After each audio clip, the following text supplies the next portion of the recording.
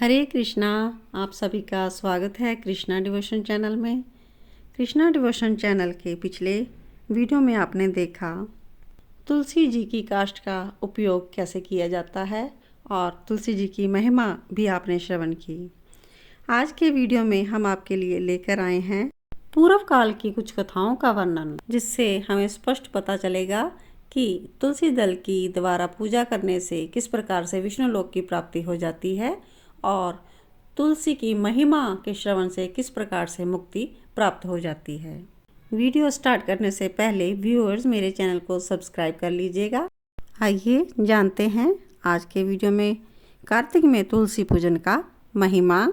कार्तिक मास में जो भक्त प्रातःकाल स्नान करके पवित्र होकर कोमल तुलसी दल से भगवान दामोदर की पूजा करते हैं, वह निश्चय ही मोक्ष को प्राप्त कर लेते हैं। लेकिन जो भक्ति से रहित है, वह यदि स्वर्ण आदि से भी भगवान की पूजा करे तो भी उनकी पूजा प्रभु ग्रहण नहीं करते। लेकिन यदि तुलसी के आधे पत्र से भी श्रद्धापूर्वक भगवान की पूजा की जाए तो भी भगवान स्वयं आकर दर्शन देते हैं।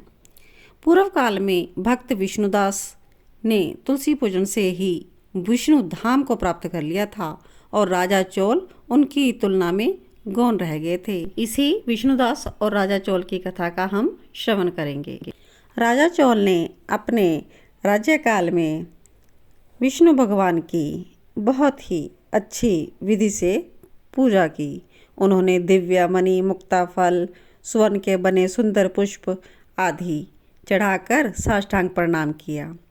प्रणाम करके जैसे ही वो बैठे तो उनकी दृष्टि भगवान के पास आते हुए एक ब्राह्मण पर पड़ी और वह भी उसी नगरी का था। उनका नाम विष्णुदास था। उन्होंने भगवान की पूजा के लिए अपने हाथ में तुलसी दल ले रखा था। उन्होंने निकट आने पर प्रभु को तुलसी दल विष्णु सूक्तक के पाठ के साथ चढ़ाए और तुलसी के मंजरी, पत्ते आदि से भी पूजा की। राजा चोल, जो कि पहले ही रत्नों से भगवान की पूजा कर चुके थे, वह सब तुलसी के पत्रों से ढक गई। यह देखकर राजा कुपित हो गया और बोले, विष्णुदास, मैंने मणियों स्वर्ण से भगवान की पूजा की है, वो इतनी सुंदर लग रही थी, तुमने तुलसी दल चढ़ाकर उसे सबको ढक दिया है। बताओ ऐसा तुमने क्यों किया? मुझे तो ऐसा जान पड़ता है तुम दरिद्र हो और गंवार हो, भगवान विष्णु की भक्ति बिल्कुल भी नहीं जानते हो। राजा की ऐसी बातें सुनकर विष्णुदास ने कहा, राजन, आपको भक्ति का कुछ भी पता नहीं है। केवल राजलक्ष्मी के धारण करने के कारण ही आप घमंड कर रहे हैं। आज से पहले आपने कितने वैष्णव व्रतों का पालन किया है, बताइए तो ज़रा। अब राजा आगे से बोले कि तुम तो दरिद्र हो, निर्धन हो, तुम्हारी भगवान विष्णु में कितनी भक्ति है। भगवान विष्णु को संतुष्ट करने के लिए कोई यज्ञ और दान आदि भी तुमने नहीं किया और ना ही कोई देव का मंदिर बनाया है, और इतना होने पर भी तुम्हें अपनी भक्ति का इतना गर्व है। राजन भी जिद करने लगे कि देखते हैं कि पहले दर्शन भगवान के मैं करता हूँ या ये ब्राह्मण। इस बात को सभी लोग देखेंगे कि किसकी भक्ति कैसी है, ये लोग जानेंगे। कहकर राजा अपने राजभवन को चले गए और अपने महर्षि को आचार्य बनाकर वैष्णव यज्ञ का आरंभ कर दिया। और उधर वो ब्राह्मण भगवान विष्णु को प्रसन्न करने के लिए शास्त्रों में उपयुक्त नियमों के अनुसार व्रत का पालन करने लगे और भगवान विष्णु के मंदिर में ही टिक गए। विष्णुदास ने कार्तिक के उत्तम व्रत का अनुष्ठान किया। तुलसी वन के रक्षा की। एकादशी को द्वादश अक्षर यानी कि ओम नमो भगवते वासुदेवाय का जप किया और इसी प्रकार मंगलमय आयोजनों के साथ प्रतिदिन वह षोडश उपचार के साथ भगवान विष्णु की पूजा करते थे। विष्णुदास दिन रात भगवान का स्मरण करते थे और इतना उन्होंने अपनी इंद्रियों को अपने अधीन कर लिया था कि वह जन जन प्राणी प्राणी में भगवान के ही दर्शन करते थे। एक दिन की बात है, विष्णुदास ने अपने नित्य कर्म के पश्चात भोजन तैयार किया, लेकिन कोई उसको चुरा कर ले गया। विष्णुदास ने देखा भोजन नहीं है, लेकिन उन्होंने दोबारा भोजन नहीं बनाया क्योंकि समय वेस्ट होता और उनको शाम की पूजा के लिए समय नहीं मिलता। अब उन्होंने दूसरे दिन फिर उसी समय पर भोजन बनाया, लेकिन जैसे ही भगवान विष्णु को भोग के लिए अर्पण किया और फिर से कोई सारा भोजन उठा कर ले गया और इस प्रकार लगातार 7 दिनों तक कोई न कोई आकर उनके भोजन का अपहरण करता रहा। विष्णुदास को बड़ा विस्मय होगा कि मेरा भोजन कौन चुरा कर ले जाता है। अब अगर मैं दोबारा भोजन बनाऊंगा तो मेरा संध्या काल का समय टूट जाता है। उन्होंने सोचा, आज उपवास करते मुझे 7 दिन हो गए, अब मैं कब तक स्थिर रह सकता हूँ। अतः आज मैं अपनी रसोई की भली भांति रक्षा करूंगा और छुप कर देखूंगा कि मेरा भोजन कौन चुराता है। विष्णुदास छिप कर खड़े थे, तभी उन्होंने एक चंडाल को आते दिखाई दिया जो रसोई का अन्न लेके जाने के लिए तैयार था।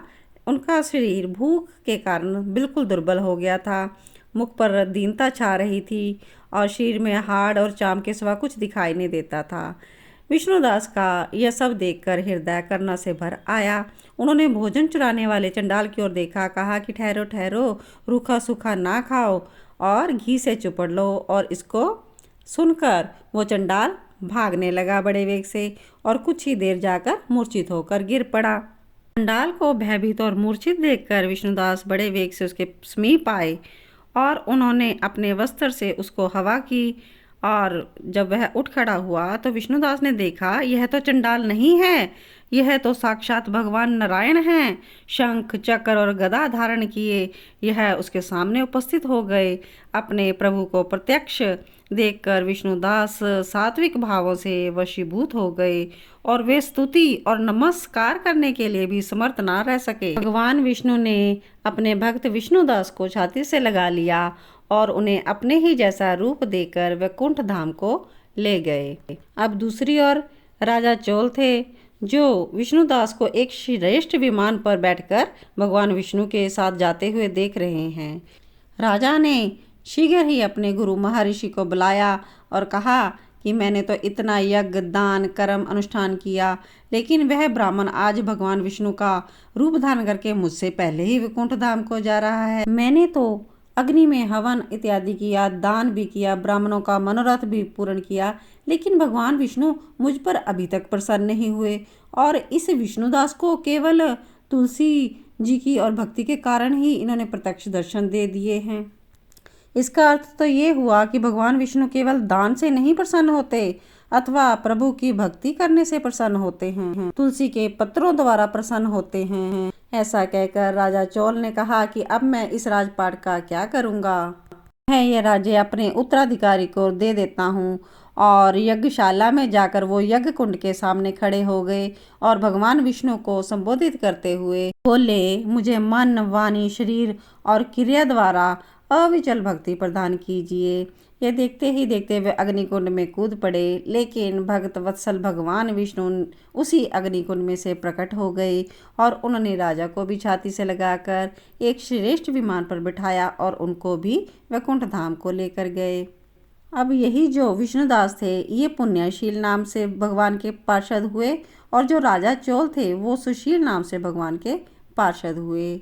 बोलिए श्रीमन भगवान की जय, विष्णु नारायण भगवान की जय, लक्ष्मीपति विष्णु महाराज की जय। इस प्रकार से हमने श्रवण किया कि तुलसी पत्रों के द्वारा किस प्रकार से विष्णुदास को विष्णु धाम की प्राप्ति हुई। और आज का वीडियो फिर से लंबा हो रहा है, तो जो नेक्स्ट कथा है ये मैं आपको अपने नेक्स्ट वीडियो में सुनाऊंगी। नेक्स्ट कथा भी तुलसी जी की महिमा श्रवण करने के बारे में है कि तुलसी जी की महिमा श्रवण करके किसने मोक्ष की प्राप्ति की थी। तो नेक्स्ट वीडियो देखने के लिए मेरे चैनल को सब्सक्राइब कर लीजिएगा और बेल आइकॉन प्रेस कर लीजिएगा ताकि आपको नेक्स्ट वीडियो का नोटिफिकेशन आसानी से मिल सके। तब तक के लिए जय श्री कृष्णा, जय श्री राधे, ओम नमो भगवते वासुदेवाय।